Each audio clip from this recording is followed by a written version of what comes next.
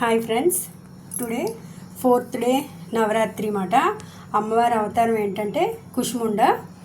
So ఈరోజు ఏంటంటే నైవేద్యం కదంబం ఏంటంటే ఇగోండి. ఫస్ట్ నేను కావాల్సిన ఇంగ్రీడియంట్స్ అన్నీ తీసుకున్నాను.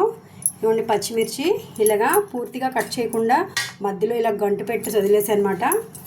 నెక్స్ట్ ఇగోండి ములంకాళ్ళు, ఇవి దుంపలు, ఇంకా వంకాయ, బెండకాయలు, టమాటర్, చింతపండు కూడా నానబెట్టేసి ఉంచుకున్నాను అనమాట ముందుగా, పిక్కలేంది ఇది.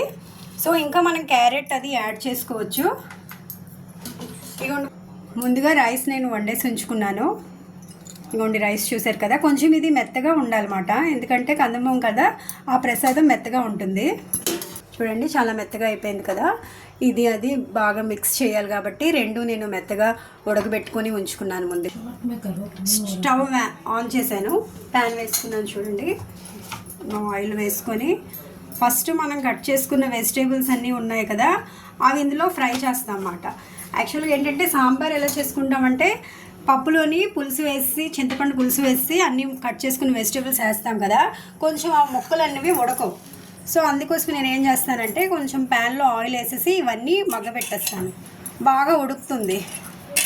నేను ఈ దుంపలు కొంచెం హార్డ్గా ఉంటుంది కాబట్టి ఇది ఫస్ట్ వేస్తున్నాను. ఇవి కొంచెం గట్టిగా ఉంటాయి కదా, ఏగడానికి ఉడకడానికి టైం తగులుతుంది కదా, అందుకోసమే ముందుగా దుంపలు వేసుకున్నాను. చూడండి కొంచెం దుంపలు ఫ్రై అయ్యాయి కాబట్టి ఇప్పుడు నేను వంకాయ ముక్కలు వేస్తున్నాను. నెక్స్ట్ నేను పచ్చిమిర్చి కట్ చేసుకొని ఉంచుకున్నాను కదా, అవి వేస్తున్నాను. చెప్పాను కదా మీకు, సాల్ట్ మనం ఏమైనా ఫ్రై చేసుకున్న వెజిటేబుల్స్ దాంట్లో తాలింపులో సాల్ట్ కొంచెం మనం వేసుకుంటే అవి తొందరగా ఫ్రై అయిపోతాయి అన్నమాట. ఎక్కువసేపు వెయిట్ చేయక్కర్లేదు. సాల్ట్ కొంచెం వేసామంటే ఏ తాలింపు పెట్టినా అది తొందరగా ఫ్రై అవుతాయి. సో అందుకోసమే నేను కొంచెం సాల్ట్ వేసుకున్నాను, అదే సిండా నమక్.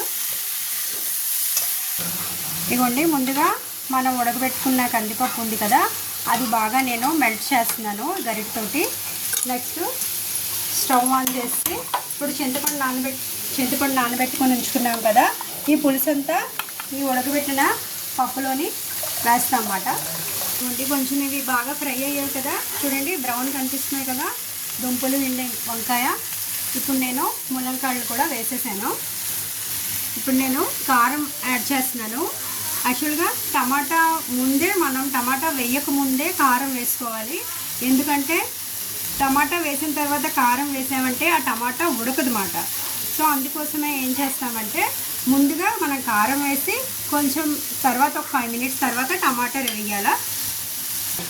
చూడండి ఇప్పుడు నేను పప్పులోని చింతపండు పులుసు వేసాను కదా, ఇది ఇలా మరుగుతుంది అన్నమాట. ఈ పక్కన నేను ఇవన్నీ ఫ్రై చేసుకుంటున్నాను.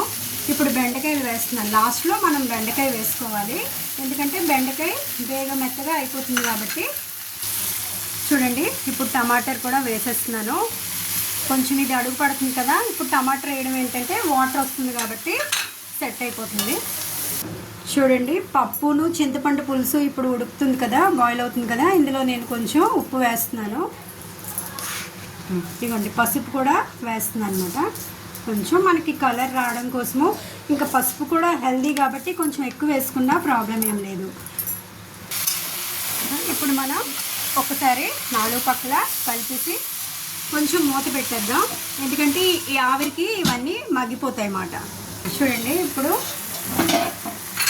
బాగా ఫ్రై అయిపోయాయి కదా, ఇవి బాగా అన్నీ ఉడికిపోయాయి కదా. సో ఇది కూడా బాగా మరిగిపోతుంది. సో ఇది నేను ఇప్పుడు అందులో వేస్తాను అన్నమాట. ఇప్పుడు నేను ఈ పులుసు మరిగింది, పప్పు చింతపండుది ఇప్పుడు ఇందులో వేస్తున్నాను అనమాట. సో నిండిపోతుంది కాబట్టి సగం వేసుకొని ఎలా ఉడుకుతుందో ఈ ముక్కలన్నీ కూడా మళ్ళీ పులుసులోని కొంచెం ఉడికితే చాలు. ఇప్పుడు నేను తాలింపు కోసం తీసుకున్నాను అనమాట ఈ ఇంగ్రీడియంట్స్. ఇగోండి ఆవాలు, జీలకర్ర, ఇంకా మినప్పప్పు, బద్దపప్పు మాట ఇది. నెక్స్ట్ కరివేపాకు కొంచెం ఎక్కువ తీసుకున్నాను, కరివేపాకు ఎందుకంటే స్మెల్ బాగుంటుంది, నెక్స్ట్ హెల్త్కి కూడా మంచిది కదా, అందు గురించి. ఎండుమిర్చి ఇవ్వండి. నెక్స్ట్ ఇంగువ, తాలింపు అయిపోయిన తర్వాత ఇంగువ వేస్తాను కదా, ఇంగువ. చూడండి ఫ్రై అయిన ముక్కల్లో మనం పప్పు చింతపండు పులుసు కలిపి వేసాం కదా, ఉడుకుతుంది కదా బాగానా. సో ఈ ఉడుకుతున్నప్పుడు మనం తాలింపు చేసుకొని వేసేయాలన్నమాట. తాలింపు ఇందులో ఇంకా దగ్గర కావాలా. స్టవ్ ఆన్ చేస్తున్నాను తాలింపు కోసం. ఇదిగోండి ఆయిల్ వేసాను. కొంచెం లైట్గా ఆయిల్ వేసుకుంటే సరిపోతుంది, ఎందుకంటే మనం ఫ్రై చేసాం కదా వెజిటేబుల్స్ అన్నీ, అందులో కొంచెం ఆయిల్ ఎక్కువ పడింది కదా, అందు గురించినే మనం తాలింపులో కొంచెం ఆయిల్ తగ్గించినా ప్రాబ్లం లేదు. ఇక ఆయిల్ హీట్ అవుతున్నప్పుడు మనం ఈ పోపులు వేసుకోవాలన్నమాట. జీలకర్ర, ఆవాలు, మినపప్పు. ఇగోండి ఆవాలు చిటిపెట అంటున్నాయి కదా. సో ఇప్పుడు నేను ఎండుమిర్చి కూడా వేసేస్తున్నాను. ఇదిగోండి ఫ్రై అవుతున్నాయి కదా, కరివేపాకు కూడా వేసేసాను.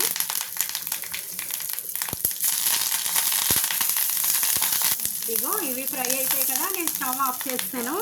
ఇప్పుడు ఇంగువ వేస్తున్నాను అనమాట. కొంచెం బాగా ఇది కలిపేయాల, మొత్తం తాలింపు అంతటికి ఇంగువ పట్టినట్లా. పులుసులోకి ఈ తాలింపు